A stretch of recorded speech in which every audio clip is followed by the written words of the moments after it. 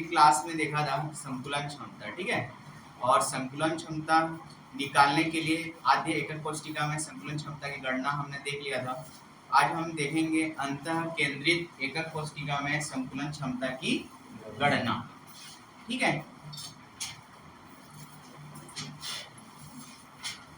तो हमारा जो हेडिंग रहेगा अंतः केंद्रित एकक, है ना, शॉर्ट फॉर्म में लिख रहा हूँ, एकक कोशिका में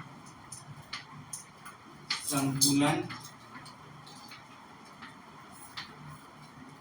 क्षमता की गणना, संकुलन क्षमता की गणना,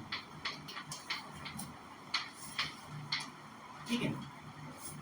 देखो अंतः केंद्रित में कुछ परमाणुओं का योगदान कितना होता है, कल की क्लास में मैंने बताया था कितना होता है,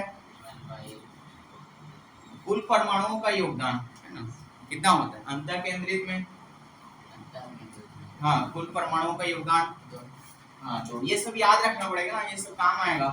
और संकुलन क्षमता का एक फॉर्मूला बताया था, है ना, संकुलन क्षमता क्या होता है फॉर्मूला, परमाणु का आयतन बटा एकक कोशिका का आयतन गुणित 100।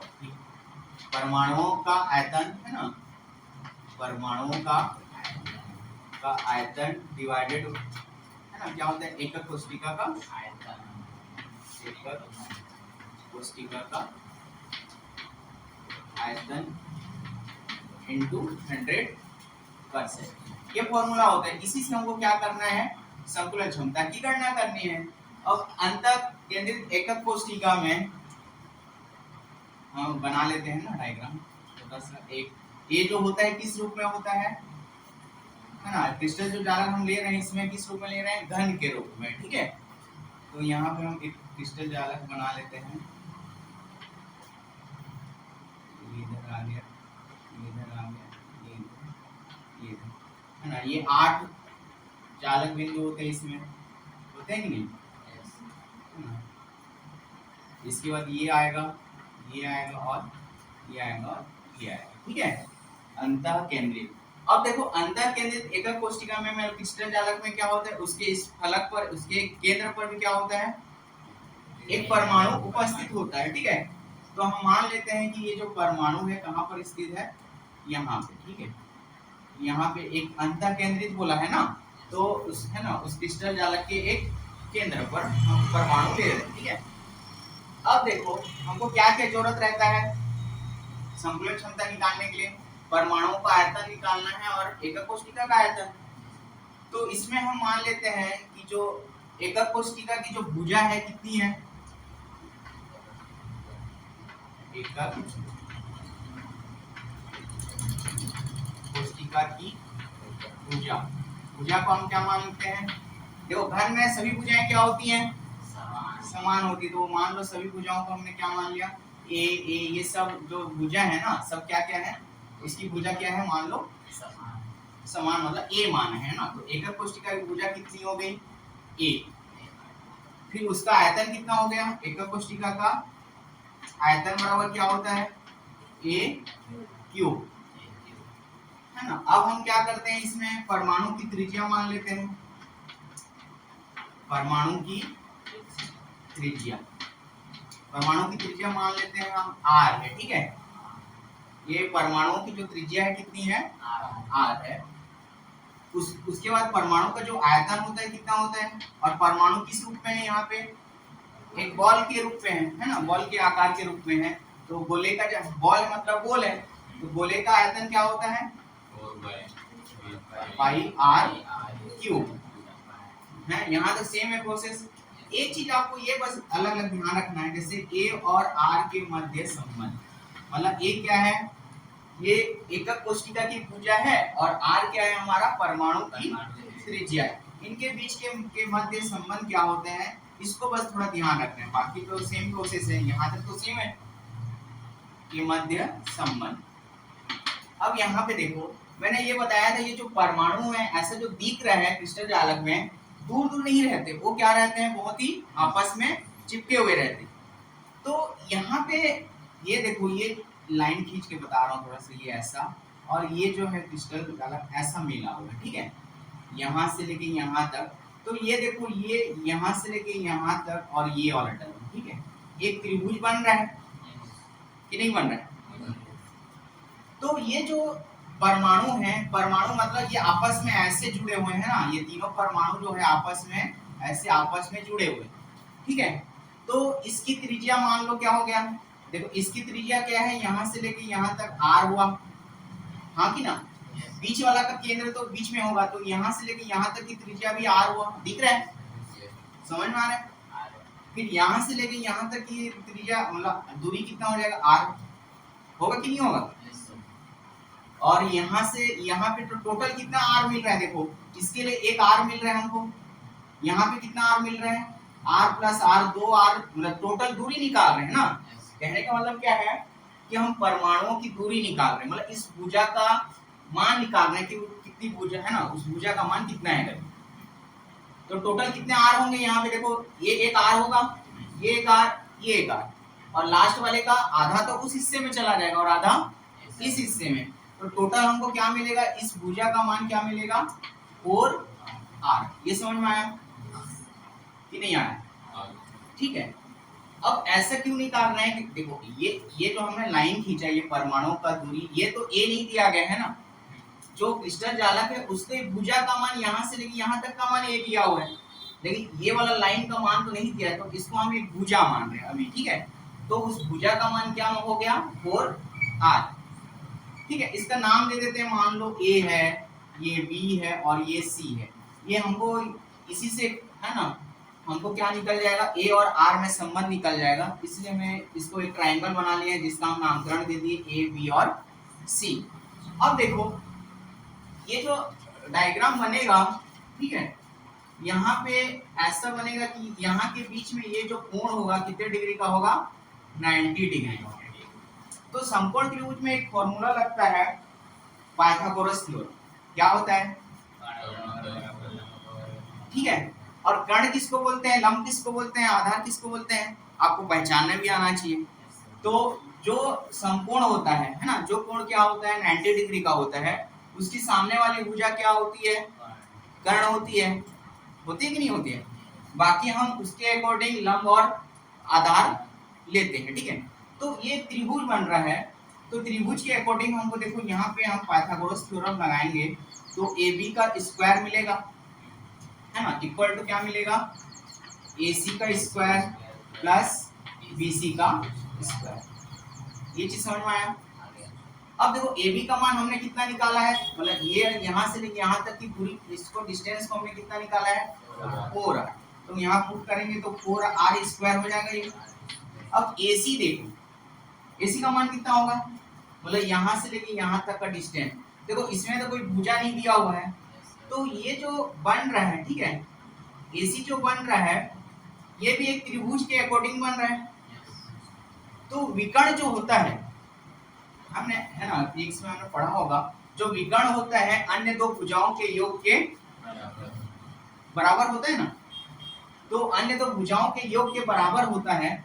तो ये वाला टर्म ना, यहाँ से लेके यहाँ तक, यहाँ से लेके हम क्या कर रहे हैं, यहाँ तक, तो इन भुजाओं का जो मान होगा, देखो a और इसका मान भी कितना है, a, तो इसको हम लिखेंगे तो ये क्या हो जाएगा, स्क्वायर स्क्वायर है तो a square plus a square हो जाएगा AC का मान, ये डायरेक्ट, और BC का मान डायरेक्टली क्या होगा, उसका मान भुजा का मान तो a है, तो इसका मान क्या हो जाएगा, प्लस a स्क्वायर। अब इसको सॉल्व कर लेंगे तो ये कितना हो जाएगा, 16r स्क्वायर, और ये कितना हो जाएगा 3a, है ना, या r की वैल्यू हम निकालते हैं तो ये कितना हो जाएगा,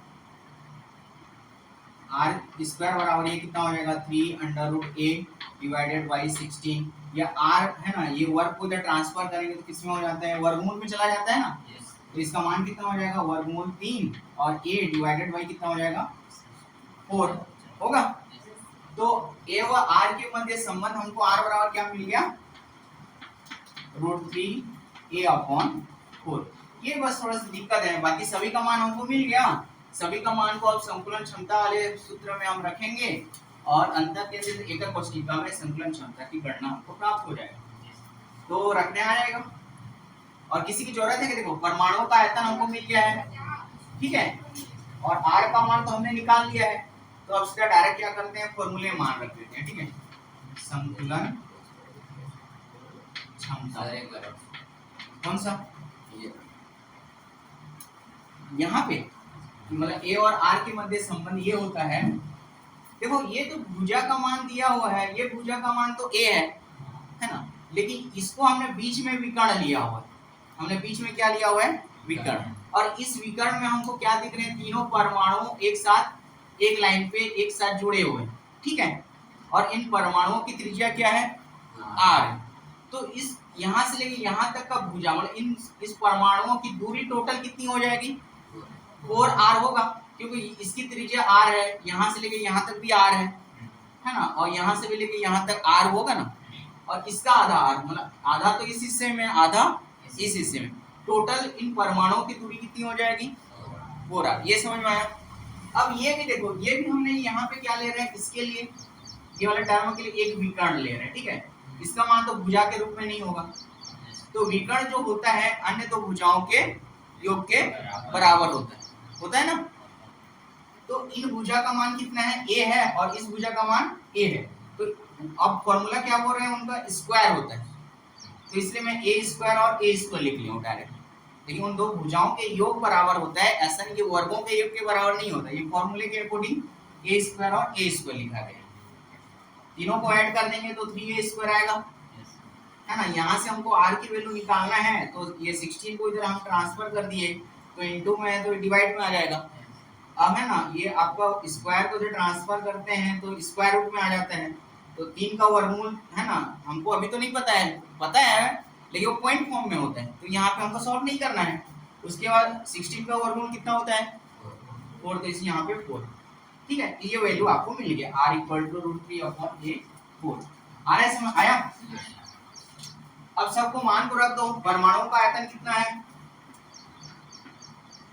πr³ डिवाइडेड बाई क्या होता है फॉर्मूला, एकक कोशिका का आयतन, मान को रखो। अब तो ये कितना हो जाएगा, 4/3, पाई को पाई रहने तो अभी r का मान हमने कितना निकाला है, √3/a, और ये 4 का क्यूब डिवाइडेड बाई a³, ठीक है, और इसको तो मिटाना पड़ेगा, इधर का मिटा दूं क्या,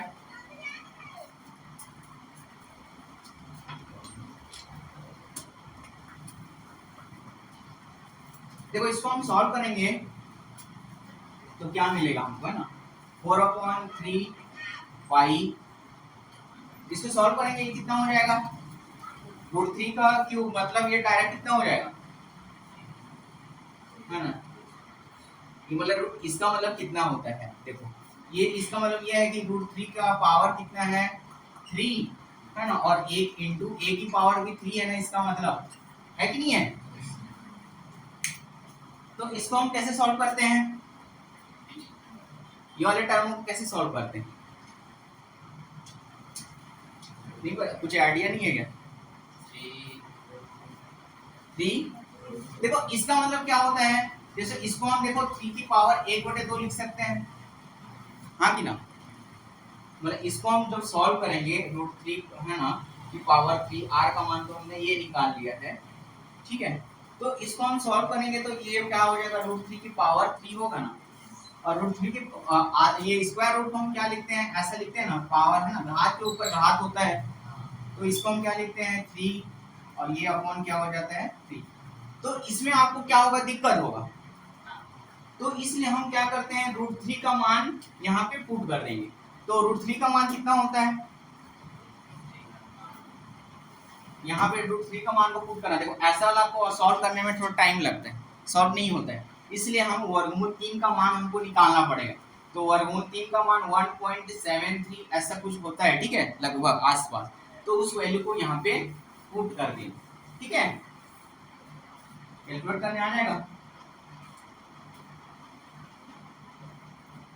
अभी √3 का √3 रहने दो, चलो ठीक है, √3 की पावर ये कितनी है, 3 कर दे रहा हूँ, और इसको अलग कर दे रहा हूँ तो a की पावर 3 और डिवाइड में कितना हो जाएगा, ये डिवाइड में आ जाएगा तो 4 का क्यूब कितना होता है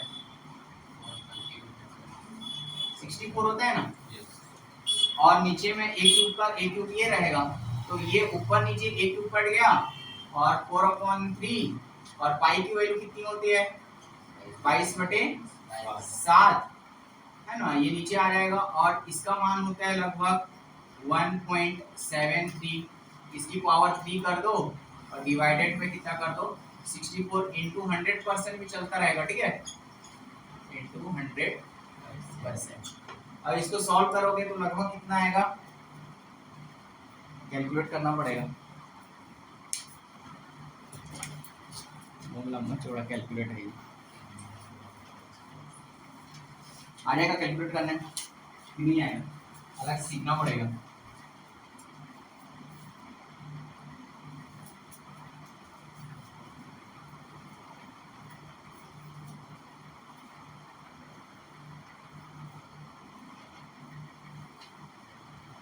वन पॉइंट सेवन थ्री है ना, 1.73 क्यूब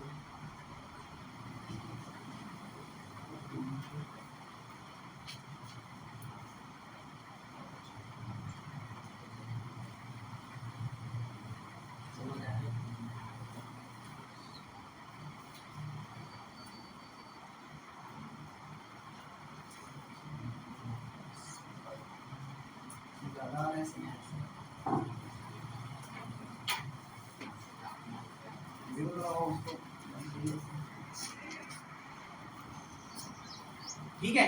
अब देखो हमने एक चीज यहाँ पे ये छूटा है हमसे कि देखो परमाणुओं का कुल योगदान कितना होता है अंतः केंद्रित एकक कोशिका में 2 होता है ना, तो यहाँ पे हम परमाणु के टोटल आयतन में 2 मल्टीप्लाई भी लेते हैं ना, जैसे एकक कोशिका में 1 इंटू लिए थे तो 1 लिए थे तो लेकिन यहाँ पे 2 लेना पड़ेगा, तो यहाँ पे 2 लेंगे तो यहाँ भी 2 इंटू आएगा, हाँ कि ना, उसके बाद यहाँ भी कितना आएगा 2 इंटू रहेगा और यहाँ भी आपका 2 इंटू। अब ये इसको सॉल्व करोगे पूरे टर्म को, है ना, जैसे जो जो टर्म कटता है, जैसे देखो 4 के टेबल में कटेगा 4 1 जा 4 और ये कितना हो जाएगा 4 1 जा 1 और ये कितना टाइम में 2 बचा, कितना होता है 4 6 जा 24 और कुछ कटेगा तो काट के देखो, जैसे 2 1 जा 2 8 जा कट गया, फिर 2 के टेबल में कटेगा 2 4 जा है ना, 2 11 जा कट गया। और काटना चाहो तो देखो 100% को मत काटना, क्योंकि डायरेक्ट मल्टीप्लाई करोगे तो 2 है ना पॉइंट जो है 2 दशमलव स्थान खिसक जाता है, तो इसको 4 को नहीं काटना। तो इस पूरे टर्म को सॉल्व करोगे तो 67 पॉइंट कुछ टर्म आपको मिलेगा इधर, ठीक है। तो यदि ऐसा मिलता है कुछ टर्म तो उसको हम लगभग क्या मान लेते हैं 6 है ना, लगभग है ना, लगभग के लिए ऐसे साइन हम यूज कर लेते हैं, लगभग 68% आपका आंसर आएगा, ठीक है। इसको सॉल्व करना है, ये होमवर्क है आपको, ठीक है। इसका कैलकुलेशन को आपको सॉल्व करके इतना आ रहा है कि नहीं आ रहा है चेक करना है। तो इस क्रिस्टल जालक में ये क्या बता रहा है 68% क्या बता रहा है, इस क्रिस्टल जालक में जो परमाणुओं की उपस्थिति है वो कितनी परसेंट है 68% और रिक्त या खाली कितना है, हाँ रिक्त कितना है इस क्रिस्टल जालक में परमाणुओं की अनुपस्थिति मान लो, या रिक्त या खाली जगह कितना है, हाँ 100 में 68 को क्या कर देना माइनस कर देना, ठीक है, 100 माइनस 68 करेंगे तो ये कितना आ जाएगा 32%। आया समझ में। तो इस प्रकार हमको क्या निकालना है संतुलन क्षमता। अब अंतः केंद्रित एकक कोशिका में तो हो गया, और एक चीज हमको निकालना है फलक केंद्रित एकक कोशिका में संतुलन क्षमता, या सीसीपी में या षष्ठकोणीय में आपको है ना निकालना है, ठीक है, इधर ध्यान दो, है ना, ये समझ में आ गया पूरा। तो एक आप है ना संतुलन क्षमता की गणना का एक होमवर्क दे रहा हूँ, उसको आप लोग करके आना। इसके लिए फलक केंद्रित एकक कोशिका में संतुलन क्षमता की गणना, ये आपका होमवर्क रहेगा, ठीक है, लिख लिया है ना। यहाँ पे क्या रहेगा आपका फलक केंद्रित, फलक केंद्रित एकक कोष्टिका में संकुलन क्षमता की गणना। ये आपका होमवर्क रहेगा, करके लाएंगे, ठीक है। अब अगला टॉपिक है त्रिज्या अनुपात किसे कहते हैं। त्रिज्या अनुपात किसे कहेंगे, ठीक है। मतलब धनायन की त्रिज्या बटे ऋणायन की त्रिज्या के अनुपात को ही क्या बोला जाता है, त्रिज्या अनुपात। अगला हेडिंग हमारा क्या रहेगा, त्रिज्या अनुपात। क्या होता है, धनायन की त्रिज्या, धनायन की त्रिज्या बटे ऋणायन की त्रिज्या का अनुपात को ही क्या बोला जाता है, त्रिज्या अनुपात। ये डेफिनेशन बस याद रखना है ना। त्रिज्या अनुपात किसे कहते हैं बोलने से, धनायन की त्रिज्या बटे ऋणायन की त्रिज्या का अनुपात ही क्या होता है, त्रिज्या अनुपात। अगला है ना, ये थ्योरी टाइप का ही है टॉपिक। अगला है बिंदु दोष। अगला क्या है, बिंदु दोष या बिंदु त्रुटि भी बोला जाता है ना। बिंदु दोष या इसको बिंदु त्रुटि के नाम से भी क्वेश्चन पूछा जा सकता है, बिंदु त्रुटि। तो बिंदु दोष या बिंदु त्रुटि क्या होता है, किसी परमाणु या आयन के, है ना, किसी परमाणु या आयन, किसी परमाणु या आयन अपने नियमित स्थान, है ना, अपने नियमित स्थान से लुप्त होने पर, नियमित स्थान से लुप्त मतलब वहां से हट जाएगा, है ना। तो अपने नियमित स्थान से लुप्त होने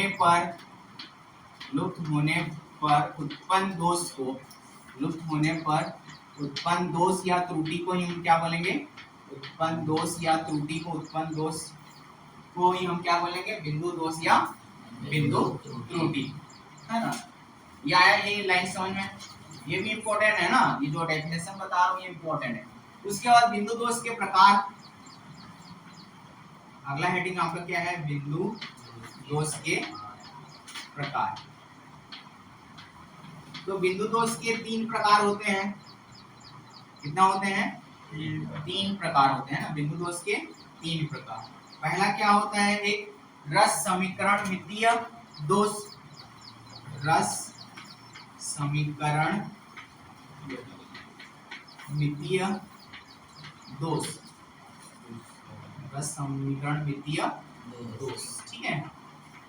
पहला प्रकार ये होता है, इसको इंग्लिश में स्टाइक, हाँ, ज्योमेट्री डायरेक्ट डिफेक्ट भी बोला जाता है। दोष मतलब डिफेक्ट, है ना, तो उसको नहीं लिख रहा हूँ ना, रस समीकरण मितीय दोष। दूसरा क्या होता है, अरस समीकरण मितीय दोष, ठीक है, अरस समीकरण मितीय दोष।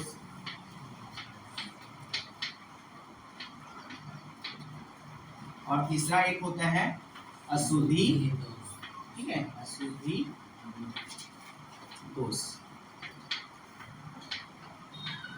तो इसमें भी देखो रस समीकरण मितीय दोष के भी 2 प्रकार होते हैं।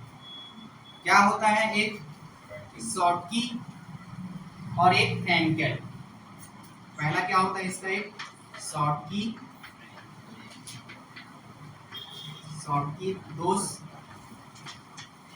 और एक होता है फ्रैंकेल दोष, ठीक है। तो ये इम्पोर्टेंट है ना, शॉर्टकी और फ्रैंकेल दोष हमको पढ़ना है। लेकिन आज के क्लास के लिए इतना ही बस, है ना। इसके बाद कल नेक्स्ट क्लास में हम देखेंगे, फिर कल ये आपका चैप्टर कंप्लीट, ठीक है।